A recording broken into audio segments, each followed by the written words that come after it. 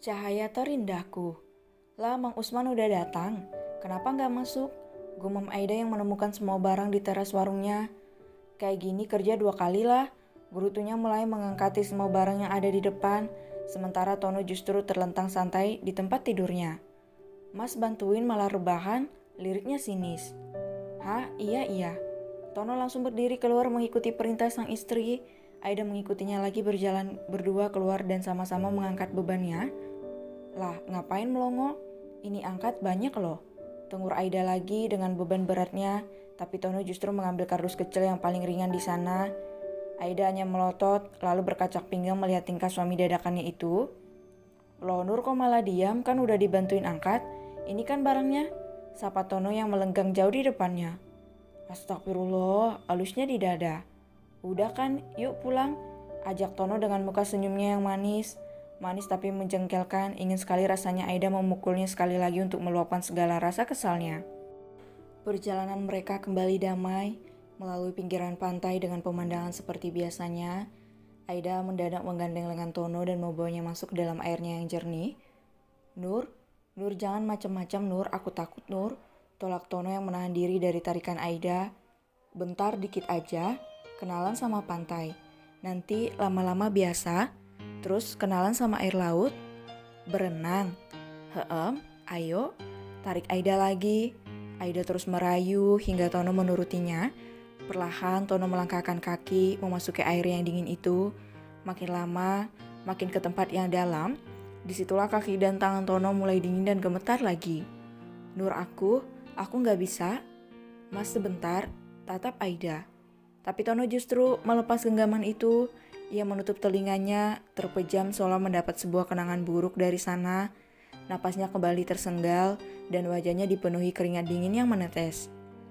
Nur gak bisa, Nur, aku gak bisa. Tono memekik lalu mencari sebuah batu besar untuknya duduk dan meringkuk.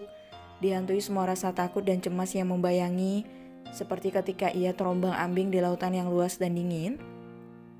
Gelap, aku tenggelam, aku gak bisa. Gelengnya. Aida merasa bersalah dalam hal ini, tapi sesuatu yang telah ia temukan, jika kemungkinan Tono hanyut pada malam hari, gelap dan begitu dingin, sesuai dengan penggambaran yang ia takutkan saat ini. Mas, maafkan Aida hanya ingin agar sedikit rasa trauma itu hilang.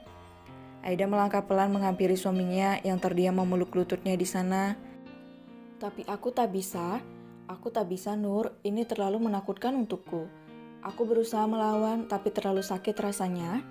Bahkan untuk napasnya sesak dan terasa tercekatnya kerongkongan karena rasa yang teramat dalam itu. Aida semakin sedih menatapnya, ia semakin mendekat meraih tubuh Tono dan memeluknya erat.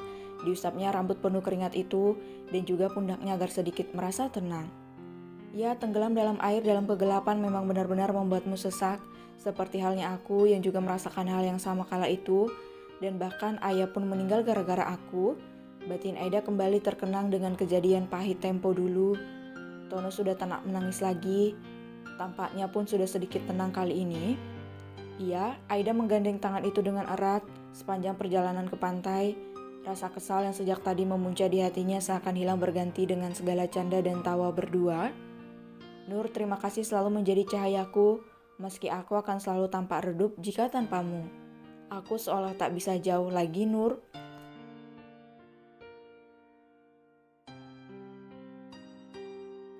Kemesraan ini janganlah cepat berlalu.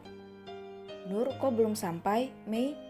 Lah si nenek pakai segala manggil Nur, ngamuk lo entar. Memperingatkan nenek, Miss. Habis enak aja panggil dia itu, dari dulu nenek pengen panggil Nur, tapi dia selalu ngamuk. Tawa Nek Miss mengingat masa-masa kecil Aida. Obrolan mereka lalu menjurus ke sana hingga dari kejauhan, Mei melihat kedua sejoli itu datang dengan bergandengan tangan. Au. Matanya melotot, memperhatikan kedua tangan mereka. Nek, lihat tuh, mereka mulai bergandengan tangan tanpa ragu. Hah? Mana? Tanya Nekmis yang beberapa kali mengucek matanya. Wajar penglihatannya sudah sedikit rabun, padahal itu adalah sebuah momen langka dan manis untuknya. Kemesraan ini janganlah cepat berlalu. Bey bersenandung, menyanyikan sebuah lagu lawas yang sering ia dengar. Tumben Mei nyanyi lagu lama? Tanya Aida yang telah tiba di depan keduanya. Ya, sesuai keadaan lah ya. Ketika ada dua sejoli saling bergenggaman tangan, mesra, tanpa ada yang berani mengganggunya. Yang lain cuma ngontrak. Ledek Mei panjang lebar. Aida memecingkan mata, ia lalu melepas genggamannya dari Tono. Meski sebenarnya Tono masih enggan melepaskan genggaman itu darinya. Begitu hangat, bahkan mungkin ia tak ingin membasuh tangannya itu kali ini. Lepas mandi sana, nanti gantian. Iya Nur, jawab Tono. Nur ikut masuk dan mempersiapkan makan malam untuk mereka berdua, karena Nenek dan Mei sudah duluan dari tadi. Dah, Mei pulang. Ngenes Mei di sini, semakin hari semakin panas rasanya. Kamu suka sama Tono? Awas kamu ya Mei, jangan macem-macem kamu. Astagfirullah Nenek, seujon mulu sama Mei. Dah pergi, sama aja berdua. Mei segera turun dari tempat duduknya dan meninggalkan Nekmis yang masih duduk di sana, santai menatap langit yang indah dengan jutaan bintang yang terang. Dev, apa sama sekali tak ada kabar tentang Ryan? Belum ada Sam, aku sudah berusaha mencarinya.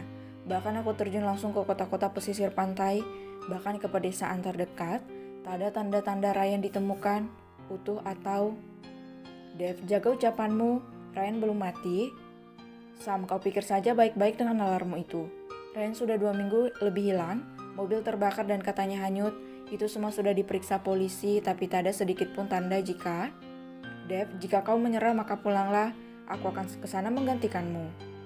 Ya, seperti biasa, tak ada yang percaya padaku. Tukasnya langsung mematikan HP tanpa aba-aba. Kesal, marah, dan kecewa itu yang dia rasakan. Sulit sekali untuk membangun kepercayaan semua pihak keluarga padanya, hanya karena satu kesalahan membuatnya seolah terbuang dari marga keluarga. Pekiknya ingin melempar HP, tapi ia sadar jika itu HP yang baru ia beli. Sayang duitnya. Ryan, kau di mana? Kenapa tak ada jejakmu sama sekali? Gerutunya yang mengusap wajahnya dengan begitu kasar. Temui aku, Ray. Aku juga ingin dipuji mereka. Aku juga ingin disanjung sebagai anak yang hebat. Seperti kau dan seperti Sam. Kita bersama bertiga, tapi aku selalu jadi yang terakhir. Apa kau benar-benar mencarinya, Dev? Kenapa rasa curigaku begitu tinggi terhadapmu? Gumam Sam yang tengah fokus dengan segala pekerjaan yang ia hadapi. Tugasnya menjadi berlipat ganda. Tugasnya bercabang kemana-mana, ingin mengeluh, tapi tak ada tempatnya mencurah rasa. Semua hanya bisa menuntutnya untuk menggantikan Ryan dengan sempurna.